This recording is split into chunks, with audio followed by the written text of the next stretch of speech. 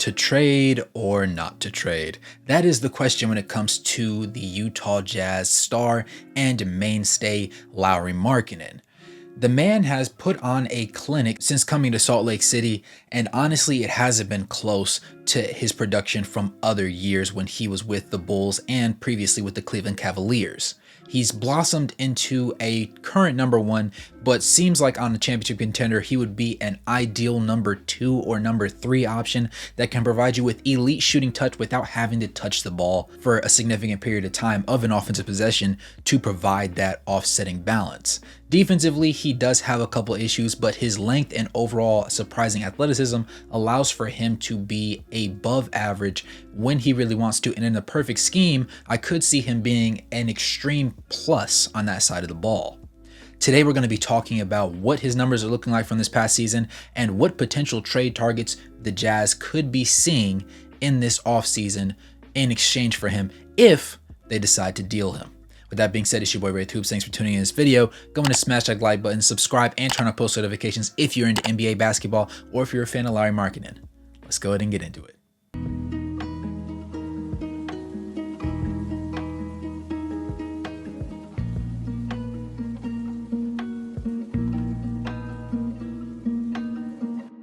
Lauri Markkanen played in 55 games this past season and started in all 55 of them. He did end up dealing with a couple of injuries, and towards the end of the season, he just eventually got shut down because there wasn't much point in playing him in needless games after the trade deadline where we unloaded a lot of pieces and were unable to bring in an all-star / superstar caliber player in return. He ended up playing 33 minutes in those matches and ended up scoring 23.2 points, 8.2 rebounds, 2 assists, 0.9 steals, 0.5 blocks, and a lowly 1.4 turnovers.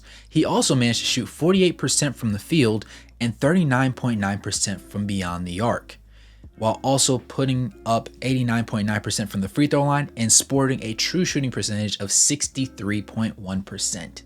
These are terrific numbers if you are a fan of the Utah Jazz, and quite honestly, that's somebody that you would love to have on your roster for the long term. With that in mind, though, you come to a crossroads at the end of this season as the NBA Finals are fastly approaching, where you must decide what to do with that star player. They do have Collin Sexton, who's sported himself as being a really strong number 2 and at times even been the number 1 in Lauri Markkanen's absence, but overall he hasn't been enough individually for you to sit there and say he is the number 1 option on a championship caliber team.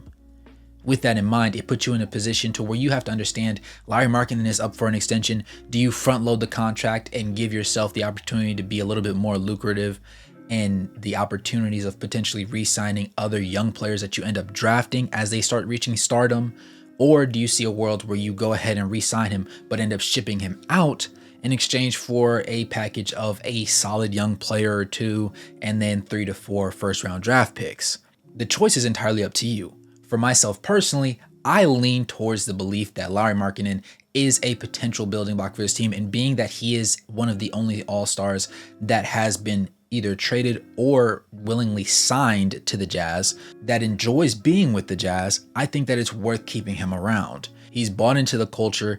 He never has a moment where he doesn't seem like he enjoys being around. He's a very win-first kind of guy, but he does understand that there are growing pains, and he has been through the mixer with the Jazz. That in mind, he wants to be a winner, and I could see a world where he ends up not really wanting to sign the extension, and perhaps he wants to end up actually getting traded to a contending team. But at the age of 27, he has a lot of years left to still play, and considering his play style, his game will continue to allow him to stay in the league for a significant period of time. I think that it would be in his best interest to stay with the Utah Jazz so long as Danny Ainge is properly building, and as he said in his exit interview, saying that they're going big game hunting would end up providing them with that other star and potentially that number 1 option that would allow Lauri to take a step back and continue to play his game the way that he does, but also do it on a bigger stage.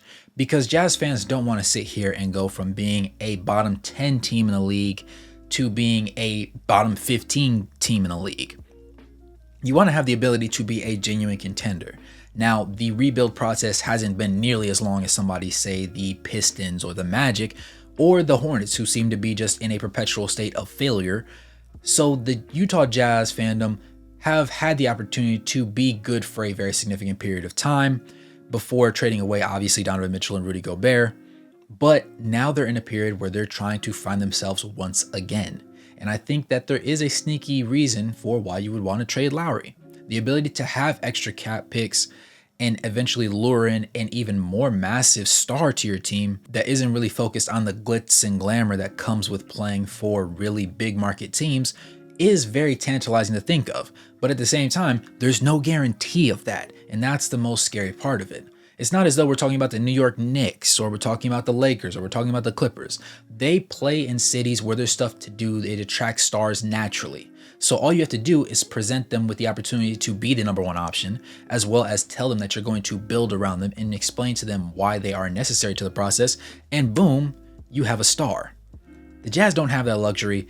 And at the moment, Lauri is all they have. But there is a couple of teams that have potentially the opportunity to come calling, and the list goes on, surprisingly enough. The Warriors were named as one, the Lakers were named as another, and OKC seemed to be the frontrunner because they have a tremendous pool of young talent, but they also have the greatest amount of draft picks to swing around in the entire league. They also have the Knicks on the list, and there have been a couple people saying that the Spurs could potentially get in the mix as well. I would like to see a world where the Jazz end up bringing in another star, but for now, we're just going to focus on the potential of him going to those teams. In a world where so many things are uncertain and the NBA has a lot of young guys that are taking that next step and really reaching their peaks in stardom, it calls into question what the Jazz need to do in order to be a very proficient roster. Closing out this season, the Jazz were 12th in the West after essentially tanking and just putting themselves in a position where they just played a bunch of the young guys and gave them an opportunity to show what exactly they had. At the number one, you had the Thunder, who are a young team. You had the Nuggets, who are a fairly young team. You had the Timberwolves, who are also a young team. You have the Clippers, who are aging their way out a little bit because of injuries more than anything. Then you have the Mavericks, who are young. The Suns, who are a mixture.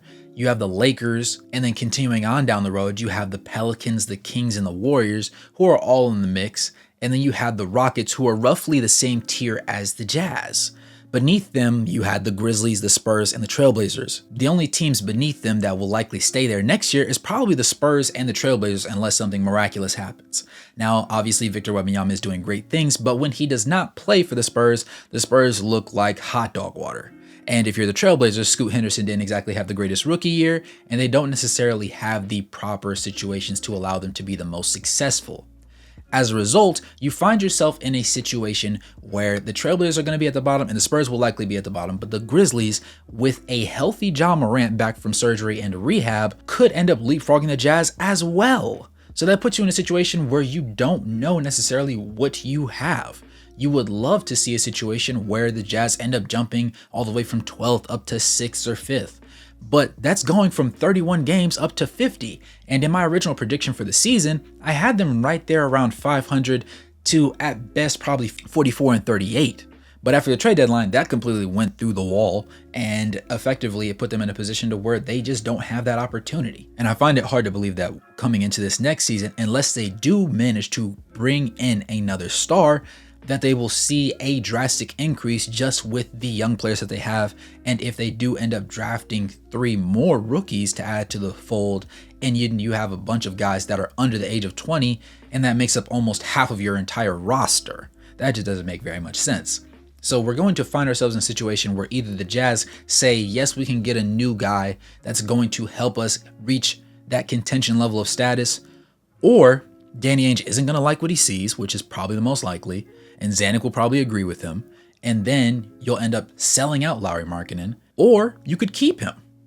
Now, the logic behind this is the simple fact that Cooper Flagg and a bunch of other players that are more surefire are going to be available in next year's draft. If the Jazz don't think they can conceivably move up in the standings by a significant margin, it might be in their best interest, and I'm sure that the front office feels this way, to just let the young guys play a year, trade a couple assets around, and then once you have the high opportunity to get a Cooper Flagg type of talent, you go ahead and pair whoever that opportunistic player is along with Lauri. So then you have a homegrown and a more surefire opportunity of being a star. And while Lauri will obviously be 28 going into a year where you actually plan on winning something, he'll still be at that peak time. And if he does genuinely like Utah and he doesn't necessarily care so much to be part of an immediate contender, he might actually be willing to stay the task, especially considering the fact that the Jazz can re-sign him for that significant portion of money and they don't necessarily have to trade him. He's previously stated that he enjoys being in Utah, and to a certain extent, it does remind him of his home of Finland.